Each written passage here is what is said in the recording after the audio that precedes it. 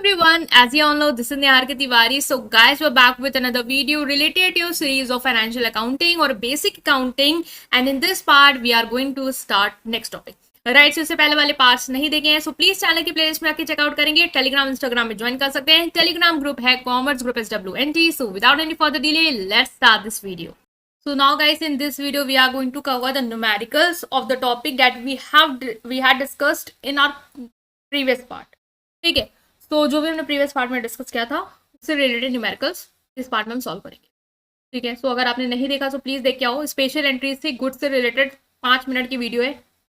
अब हम मूव कर रहे हैं उसके ट्रांजेक्शन्स के साथ कि आपको जनरल एंट्रीज करनी है। पहला क्वेश्चन जो है वो मैं कर रही हूँ, इसको समझ लो।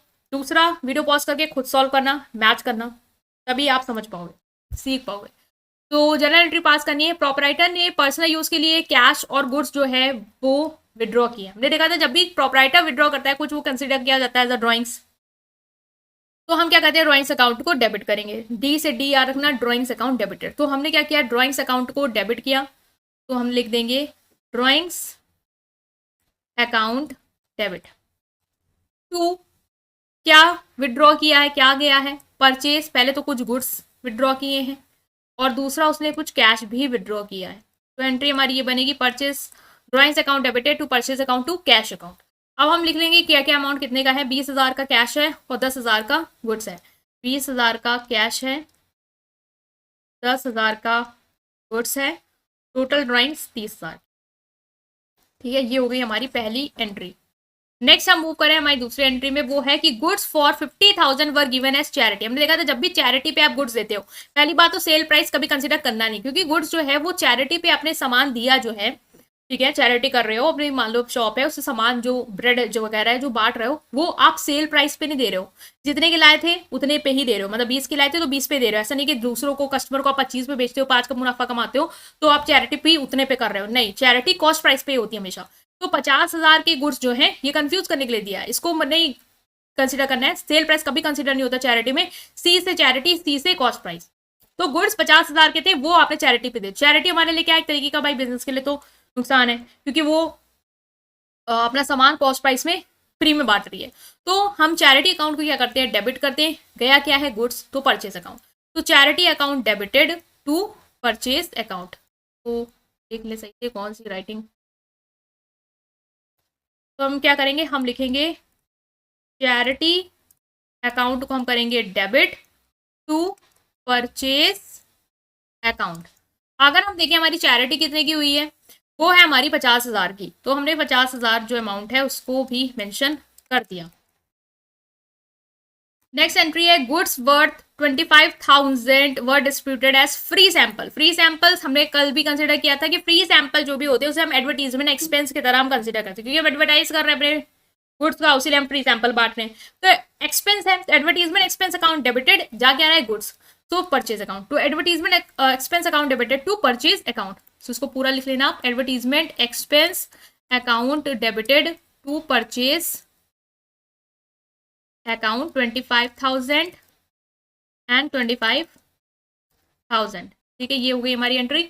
नेक्स्ट हमारी एंट्री क्या है, नेक्स्ट हमारी गुड्स वर्थ 50,000 है, cash worth 20,000 were stolen by employee. Employee ने क्या कर लिया, स्टोल कर लिया, चोरी हुई है।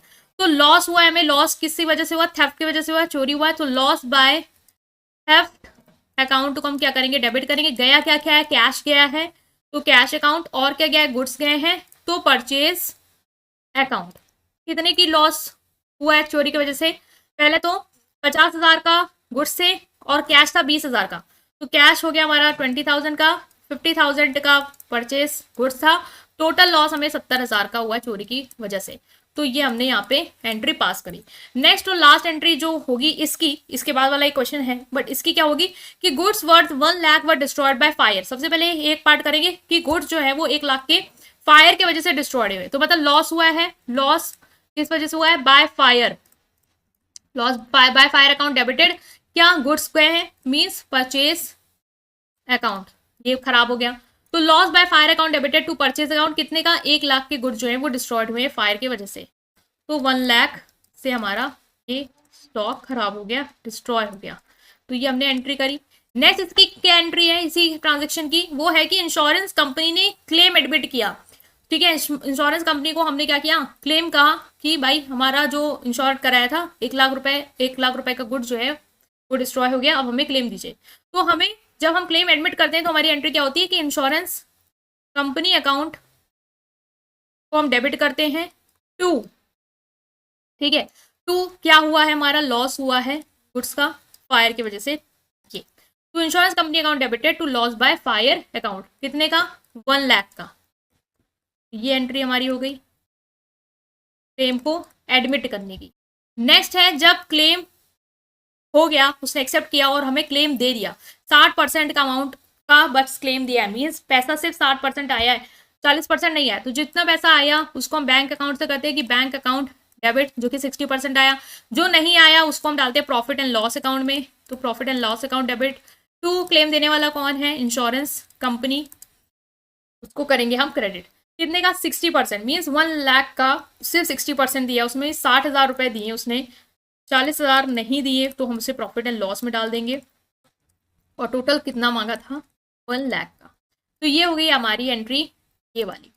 तो ये हमने इसको अंडरस्टैंड किया है, होप समझ पाए। नेक्स्ट पार्ट में भी सेम एंट्रीज होंगी, सो उसको आप पहले अपने आप से करेंगे एंड देन आप मैच करेंगे कि एंट्रीज आपने सही बनाई है या नहीं बनाई है।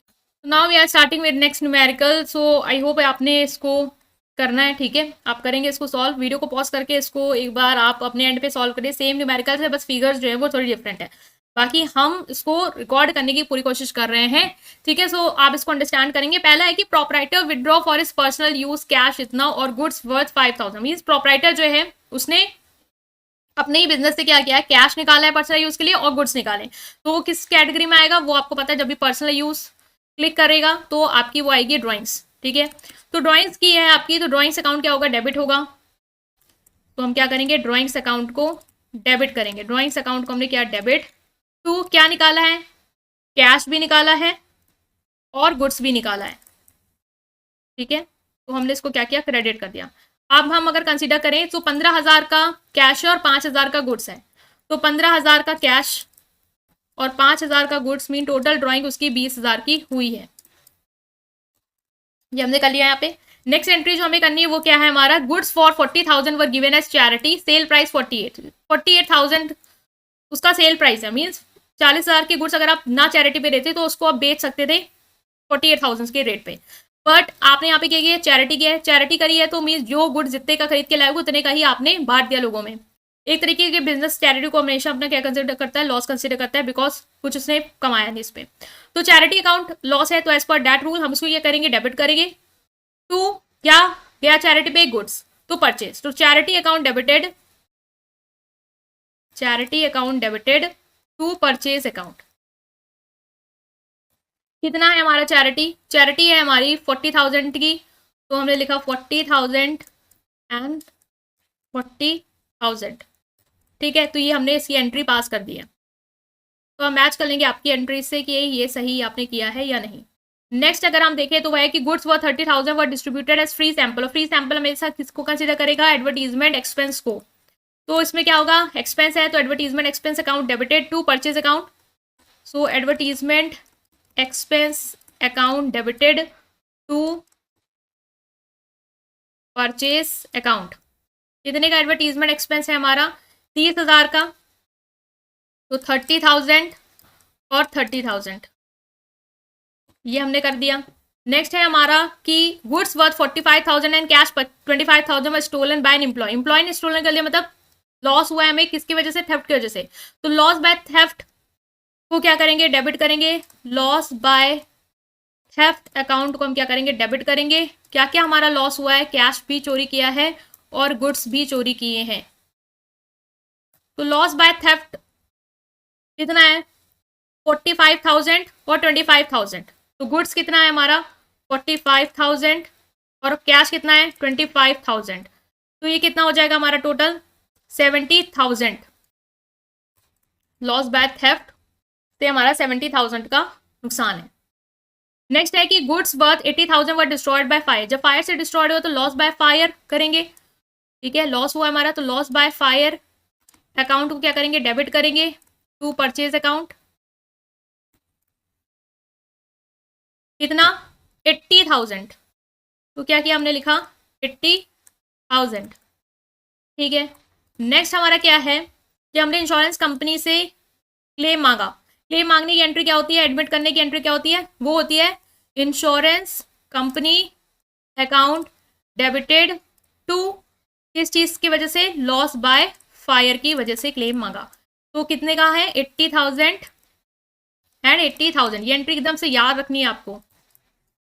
नेक्स्ट है उसने क्लेम पेड किया होगा, बट कितना, सिर्फ 70,000।